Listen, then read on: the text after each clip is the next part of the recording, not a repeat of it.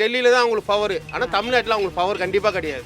Election வந்தால் ஓடி வந்துடுவார், தமிழ்நாட்டுக்கு பாசம் பொத்துக்கிட்டு வரும். அதனால் எப்போதுமே தமிழ்நாடு அவுட் ஆஃப் கண்ட்ரோல் தான். ஆகிய தமிழ்நாட்டு மக்களை மோடி எந்த விதத்திலும் ஏமாற்ற முடியாது. கணக்கும் தெரியாது, வழக்கும் தெரியாது, எந்த கர்மமும் தெரியாது. முரட்டு அடிமைன்னா பின்ன என்ன, டேபிளுக்கு சேர் கடியில் பூந்து போய் பதவி வாங்கிக்கிட்டு இப்போ இருக்கிற கேஸு, கொடநாடு கேஸு, அந்த கேஸு.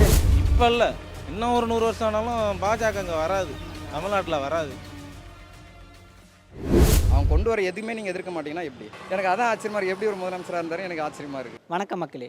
சமீபத்தில் விருதுநகரில் திமுகவோட இளைஞரணி மாநாடு நடந்துச்சு.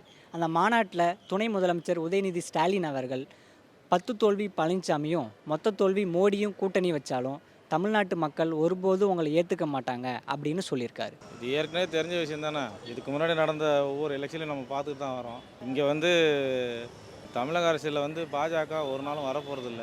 பாஜகவை சேர்த்துக்கிட்டதுனால ஏடிஎம்கும் வரப்போகிறது கிடையாது. இது நார்மலாக எல்லாத்துக்கும் தெரிஞ்ச விஷயம் தான்.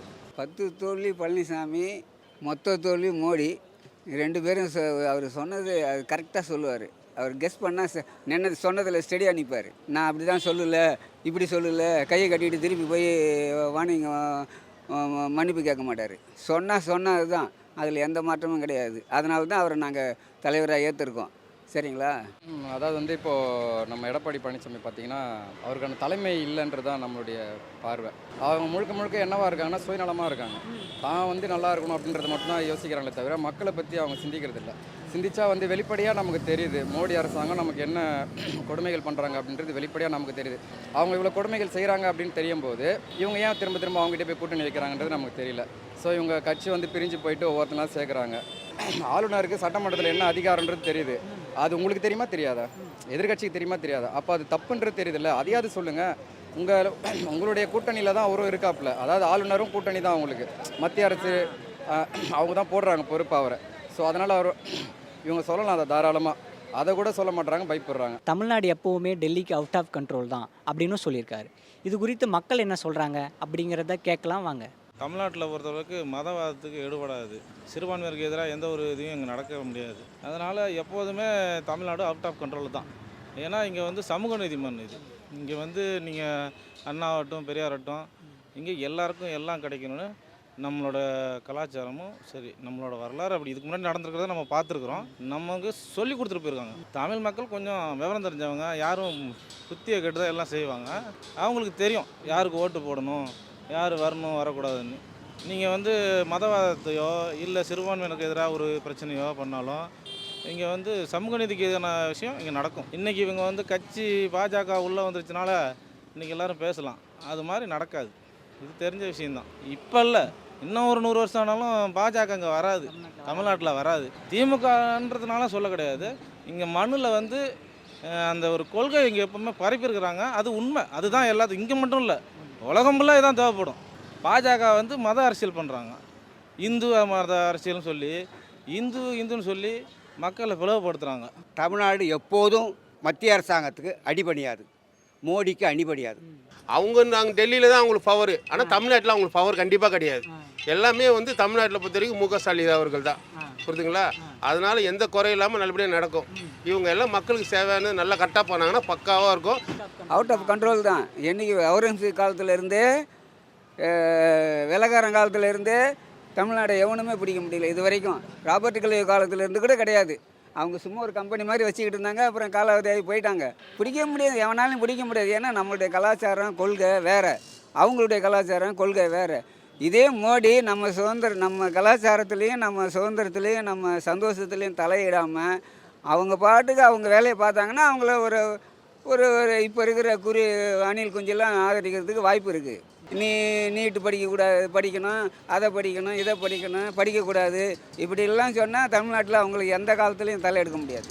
எலெக்ஷன் வந்தால் ஓடி வந்துடுவார், தமிழ்நாட்டுக்கு பாசம் பொத்துக்கிட்டு வரும். ஆமாம், எல்லாம் சொல்லுவார். திருவள்ளுவர் புகழ்ந்து பேசுவார். வானலாவே வெளிநாட்டில் போய் தமிழ்நாட்டை பற்றி பெருமையாக பேசுவார், எல்லாம் பண்ணுவார்.